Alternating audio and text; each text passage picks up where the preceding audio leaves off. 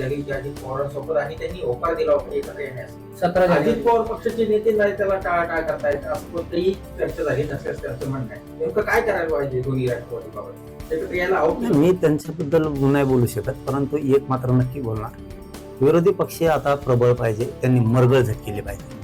हे जे हमेशा आमचे पडत आहेत ना, ते मरगळ त्यांनी झटकले पाहिजे. आता ती वेळ आलेली आणि विशेष करून पवार परिवार सुद्धा त्याचे किंवा ठाकरे परिवार असेल यांनी आता मरगळ झटकेली पाहिजे.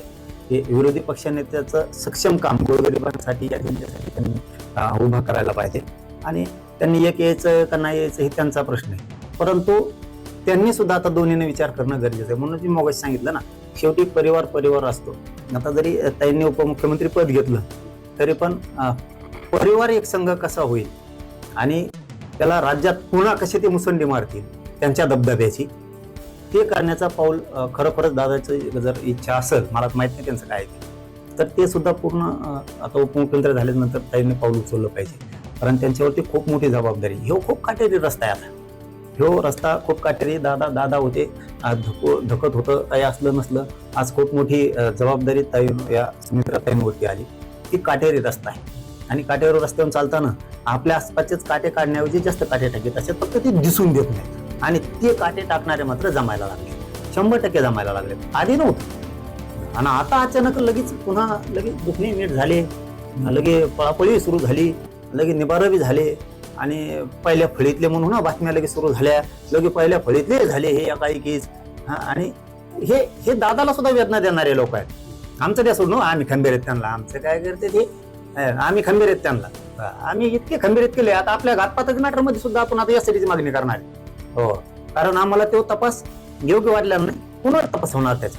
आम्ही सुद्धा यासाठीची मागणी त्याच्यात करणारच आहेत. आता यंत्रणा होती माझ्या घातपातातली, त्या धान्याने केलेली त्याच्यातली, त्याच्यात काय झालं? तुम्ही तर म्हणले फॉरेस्टिंगला पाठवायचं, आवाजच पाठवायचा, रेकॉर्डिंगच पाठवायच्या, त्या काय झाल्या? त्याच्यामुळे आम्ही त्याच्यात आता यासाठीची मागणी देवेंद्र फडणवीस साहेबांकडे करणार आहेत आणि त्याचा तपास पुन्हा सुरू करणार. सुट्टी नाही देणार, कारण त्यांनी ह्यो कळस गाठेला होता. ह्यो कळस गाठेला होता त्यांनी. त्याच्यामुळं ते जरी आता याच्यातून काय त्या रश्मी शुक्लाताई बरेच जण ते नागपूरला जमले होते, अजितदादा होते त्यावेळेस, त्यांनी काय ते क्लीन चिट दिली असेल, परंतु ते आरोपीलाही सुट्टी नाही आणि त्याला पण नाही. आणि ते त्याला भोगावंच लागणार. आता यासाठीची मागणी होणार आहे. तसं ते होतं मला आता यासाठी आहे. त्यात काय झालं काय माहिती, चुट्टी यासाठी नेमली होती जणू गुप्त त्यांनी, त्याला एकट्यालाच माहित होती ती की नेमली म्हणून. त्यामुळं तसे हे असले प्रयोग करू शकते ते. त्यामुळं काय असतं, पुढच्या काळात ताईंनी उपमुख्यमंत्री झाल्याच्या नंतर खूप गप राहून हे राजकीय फायदा ताईच्या माध्यमातून वेगळ्या पद्धतीने उठू शकते ते गिताडं. आणि त्याचबरोबर दोनही पोरांनी तिथून मग काय झालं असं नसन झालं ते विषय त्यांनी आता काय म्हणतात त्याला गंगेत वाहलं, तसं त्यांनी ते विषय सोडून देऊन आपल्या आईच्या पाठीशी ठामपणानं दोन्ही मुलांनी उभा राहून सगळा परिवार पुरा त्यांचा एकजूट करून ते पुढचे पावलं त्यांनी चांगले टाकलेच पाहिजेत. असू शकतं काही दादांचंही म्हणणं त्यावेळेस असू शकतं मुलांच्या बद्दलचं, किंवा नसूही शकतं, आपल्याला त्यांच्यातलं काय माहीत नाही. काही सल्ले दिले असतील तर मात्र आईच्या पाठीशी खंबीर राहून सगळं कुटुंब एक करायचं शिकलं पाहिजे. आणि सावधगिरीनं, एक काटेरी रस्ता आहे खूप, आता सावधगिरीनं पाऊल टाकलं पाहिजे ताईंनी स्वतः. कारण हे गिधाडं दादाला जितके माहीत होते ना तितके ताईला माहीत असते ना असं नाही.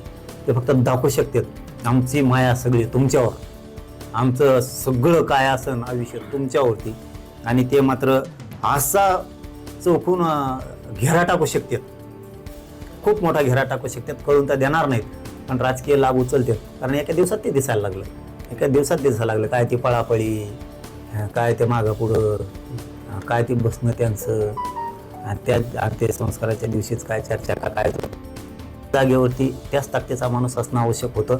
तर त्या दोन्हीकडचा अनुभव येता येईल, त्या लायक आहेत 100%. फक्त सावध राहिलं पाहिजे. आमच्यामुळं नाही, आम्ही त्याच्या पक्षासाठी म्हणतोय. आणि बाकी काय. ओके.